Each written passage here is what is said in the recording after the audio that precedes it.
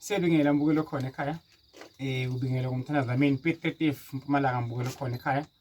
Ngithi uNkulunkulu khona ekhaya akubusise, akukhanyisele, akunikeze amandla okufunako ukuthole mbukelo omuhle osekhaya njengamanje. Ngiphethe amakhandlela lankala u4 mbukelo khona ekhaya. Angayishintsha impilo yakho mbukelo khona ekhaya, zakho zingakhanya, phinde futhi uphumele mbukelo khona ekhaya. Asikho simo esinendluli kodwa emele ukwazi mbukelo khona ekhaya la emhlabeni uka-choose mayikhethela. Sinendlela ezahlukahlukene zokuphumela singabantu. Umuntu nomuntu indlela yakhe aphumela ngayo. Engaze akutshele wena mbukelo khona ekhaya. So sukuma phansi mbukelo khona ekhaya uzifune uzinuka amakhwapha. Idlozi linamandla, isithunywa sinamandla. Uma ngabe uzongena isithunywa noma idlozi noma uzongena abantu abadala, kunezindlela ezikhombisayo ukuthi wena sekukhona into ethile efuna ngena kuwena o eseyingenile kuwena. Mbukelo khona ekhaya ungayiphupha into yenzeke. Kungaba khona isikhathi esiningi ufuthela wedwa ungahlali nabantu. Uma uzenzeka into esikhathini esiningi ukuthi lala. Unjule lala within 10 minutes, 20 minutes bese sekukhona sashonile ekhaya. Bese kufika umuntu lapho sokukhona khona engaba sekhaya mbukelo khona ekhaya. Nekuphupha into ke yenzeke sengingayibala mbukelo khona ekhaya, uphupheke namanzi ke. So mbukelo khona ekhaya amandla kaNkulunkulu makhulu. Amandla amadlozi makhulu kakhulu. Siphila emhlabeni nje siphela uNkulunkulu, sonke siba uNkulunkulu. Kodwa mbukelo khona ekhaya musuyibukele musuhlala phansi. Hamba ufuna umsebenzi. Phahla, thandaza, cela edlozini lakho. Baningi abantu abanenkinga, abanye kubhidlika imishado yabo. Abanye bayazi njalo ngonyaka abangcwaba. Abanye abahlala ema-relationship, abanye banephunga lelibi. Omnye umuntu angalala nomuntu wakhe vele behlukana lesikhathi leso. Abanye bathengisa kuphela zokushada zokulobola kuphela khona lapho. Omunye akalasi umuntu wakhe ku-relationship.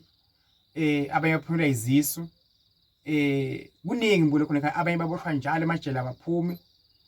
Omunye uphela iminyaka kangena ejele. Ijele soba into yakhe. Kunzima la ngaphandle mbukelo khona ekhaya. Kufuna uyilungisa la ekhaya ke kumthandazi lamini. Ngisephethe etife Mpumalanga ngokuhlela ngithi fika la ekhaya mbukelo khona ekhaya ufuna ngihlambule isithunywa. Ufuna ngikwenza lezi zakho zikhanye uma ufuna mina ngisephethe etife Mpumalanga. La ekhaya siyamgeza umuntu, simfuthe, simfake epophomeni, agezele emanzini afake ezibeni ngishane ukuthi inkinga yakhe ifuna ukuthi angasetshenzwa kanjani imbukelo khona ekhaya. La siya khona siyawufika sonke.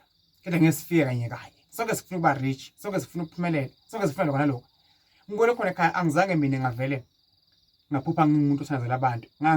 Angizazi ukuthi ngangena kanjani ekulapheni. Ngayithuka sengiphakathi. Kodwa into engisho ukuthi uNkulunkulu unamandla, nabakithi banamandla. Ngithandaza, ngumthandazi. Ngithi mbukelo khona ekhaya ungagive up, ungayibukeli phansi. Sekude uyakhona usuzobuka wena, uzoba nemali, uzoba nebusiness, uzoshada. Kuningi uzothola amathenda mbukelo khona ekhaya. Fika kumthandazi lamini Pit 30 Mpumalanga ngiyakuthembisa mbukelo khona ekhaya. Mbukelo khona ekhaya abaningi bazi ukuthi izinto ezenzakala emhlabeni mhlawumbe abantu bacola abantu yes kukhona okuyenzeka but mbukelo khona ekhaya ayikho into yamahala mbukelo khona ekhaya.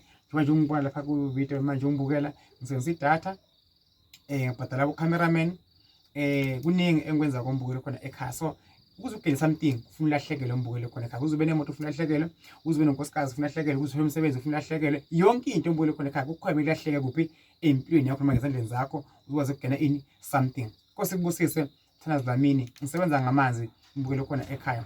Ngithi kuye uNkulunkulu akabe nawe ubusuku nemini kuphe kahle. Ngathi ungaphupha umthandazi lamini akukhulekisa akuthandazisa. Yethemba kholelwani kuzokwenzeka ngegama likaJesu. Asizohlulwa yilutho. Ngikhulekela amabandla, ngikhulekela amabhizinisi. Kuye amabandla ukuthi awagcwale kakhulu. Into nebhizinisi lakhe livuleke kakhulu. Ufuna ukuganwa, aganwe impela aphumelele. Ufuna ukugana vele agane bangamvimba nje isicitho namashwa namabhadi nezicitho makhanye kakhulu igama likaJesu. Sengikhulumile umthandazi lamini ngithi kuphela kubusise akukhanyisele. Ngiyakuthanda namakhandlela engisebenza ngawo khathini esiningi umbukelo khona ekhaya. Yiba nawakho nawe thandaze ngawo njalo mawulala mhlawumbe ngelimhlophe mhlawumbe ngelibovu eliyelo ngaba ngeliduku kuwe mbukelo khona ekhaya. Uyakholwa awukholelwa kodwa usala imali uyayidinga.